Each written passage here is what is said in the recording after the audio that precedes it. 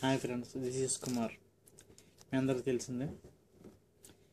నాకు కొన్ని పనులు కొంచెం చాలా బాధాకరంగా అనిపించి నేను ఈ వీడియో చేస్తున్నాను. ఎందుకంటే మనము ఎంతో విలువగా, ఎంతో హెచ్చుగా, ఎంతో ఒక లెవెల్లో పెట్టుకున్న మన అంతర్జాతీయం మన భారతదేశంలో మనం ప్రతి ఆగస్టు 15కి ఎగరవేసే జెండాను కనిపెట్టింది పింగాలి వెంకయ్య గారు. అది అందరికీ తెలిసిందే.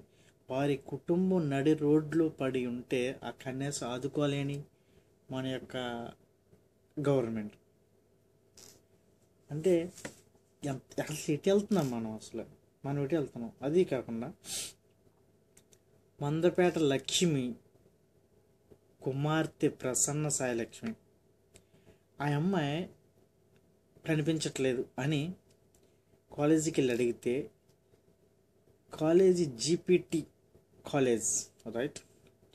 కాలేజ్ వారు ఆవిడతో బలవంతంగా లెటర్ రాయించుకుని మాకు సంబంధం లేదు నాకు కేసు పెట్టి చేతులు దులిపేసుకున్న యాజమాన్యం. అది కాకుండా పట్టించుకొని పోలీసులు.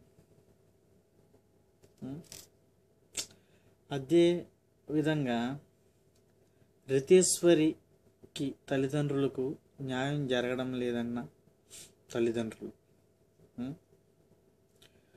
ఉద్యోగాలు ఇస్తామని అమలు చేసిన కేసీఆర్ చంద్రబాబు నాయుడు గారు కానీ లంచం ఇవ్వందే ఉద్యోగాలు ఇవ్వనంటున్న గవర్నమెంట్ ఉద్యోగస్తులు.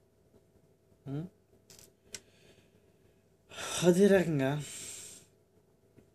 గవర్నమెంట్ స్కూల్లో చదివిన వాళ్ళకి మాత్రమే గవర్నమెంట్ జాబులు ఇస్తానంటున్న కొత్త చట్టం. పశ్చిమ గోదావరి జిల్లాను గజగజలాడిస్తున్న సైకో.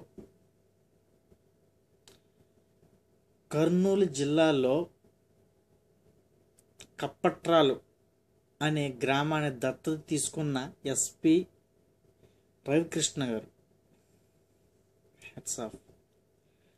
అదే రకంగా ఇప్పుడు ఒక వ్యక్తి ఒక మన యొక్క రైతన్న కష్టపడే కష్టానికి అతను లాచిపోతుంది ఒక ఎకరానికి వచ్చి 3,850 రూపాయలు.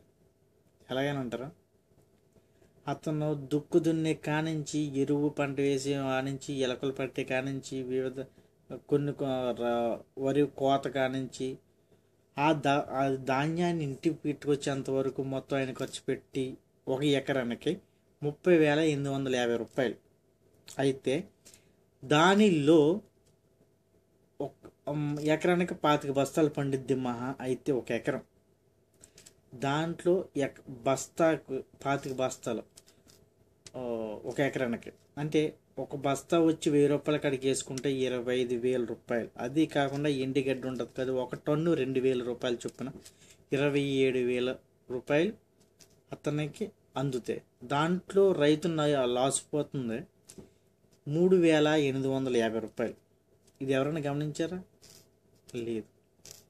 అది కాకుండా అది ఓన్లీ సగటు, అన్నీ పర్ఫెక్ట్గా ఉండి నీరు గట్ట సాగు అని ఉంటే, కొన్ని చోట్ల నీరు ఉండక, కాలువ దగ్గర లేక, దూరాల నుంచి అలాంటి వారు ఎంత కష్టపడుతుంటారు ఆలోచించు. మనం తింటున్నాం అంతే, కలాస్ అయిపోయింది. వెళ్తున్నాం సరదాగా కాలేజీకి వెళ్తున్నాం, అమ్మాయిలు డ్రాయింగ్ చేస్తున్నాం, వచ్చేస్తున్నాం. ఇదే జీవితం. మారండి. ఇకపోతే కాలేజెస్ చదువుకోవడానికి వెళ్ళి A grade, C grade, R grade, ఈ మధ్య కొత్తగా కనిపెట్టారు. ఏంటది? రాకి గ్రేడ్. శుభ్రంగా చదువుకొనరా అనేసి స్కూల్కి పంపిస్తే వాళ్ళు చేసే పనులు ఇవి. అమానుషంగా, అన్యాయంగా మన రితిక్ ఎవరు పట్టించుకోవట్లేదు. ఇంకోటి, ప్రజలు ఎవరికైతే ఓట్లేసి మనం గెలిపించామో వారే మనకేమీ చేయట్లేదు. పన్నుల మీద పన్నులు, పెట్రోల్ రేట్లు దారుణంగా పెంచేశారు. ఇష్టం వచ్చిన పన్నులు కడతాం, అయినా పట్టించుకునే వాళ్ళు ఎవరు లేరు. అదే రకంగా కాలేజీలో చదువుతున్న తల్లిదండ్రులు అంటే మీది కూడా తప్పు ఉంది. ఎలా అంటే, నా కొడుక్కి కాస్ట్లీ ఫోన్ కొనిచ్చానా, కాస్ట్లీ బండి కొనిచ్చానా, అఫీషియల్గా తిరుగుతున్నాడా, శుభ్రంగా ఉంటున్నాడా, జస్ట్ పేరవారెట్ కలాస్.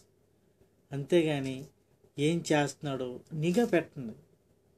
ఇవాళ మీ కొడుకు ఇలా తయారవుతున్నాడంటే కారణం 100కి 50% మీద ఉంది. ఎందుకంటారా, మీరు ఆడిని ఎలా పెంచాలో అలా పెంచట్లేదు. మీ ఈగోలికి పోయి మీ కన్న కొడుక్కి మీరే శత్రువు కింద తయారవుతున్నారు.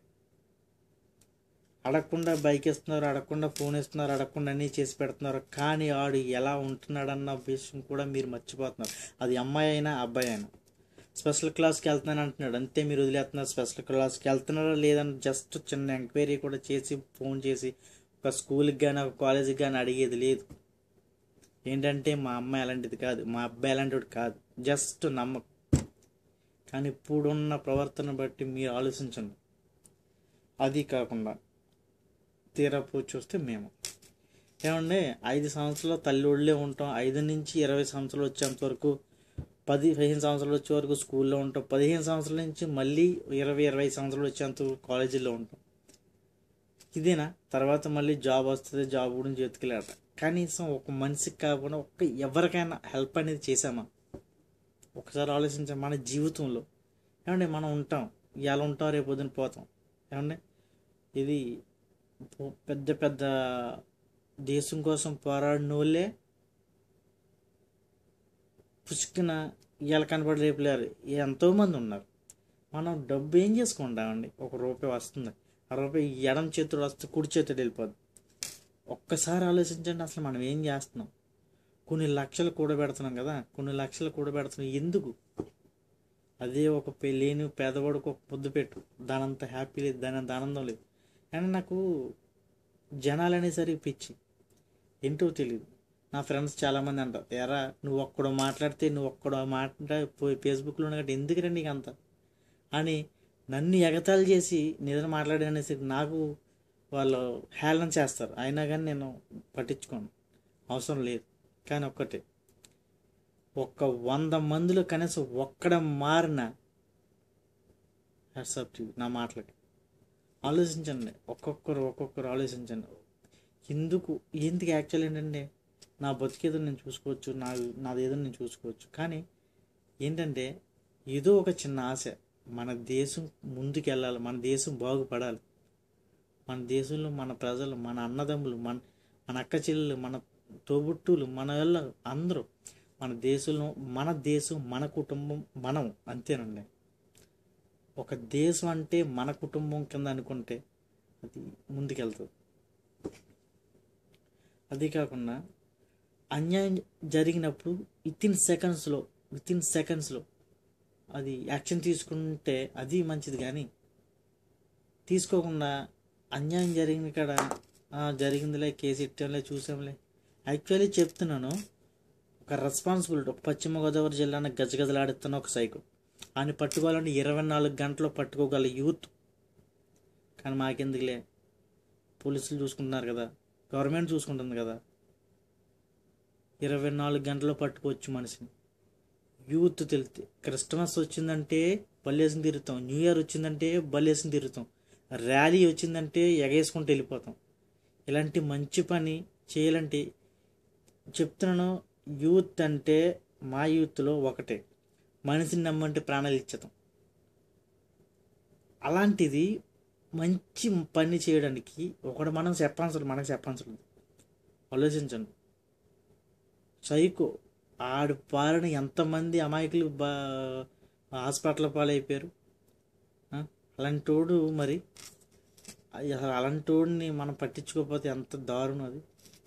ఆలోచించండి మిత్రమా, ఆలోచించండి సోదరుడా. తప్పు ఏమైనా మాట్లాడుంటే మన్నించండి. Hats off to you.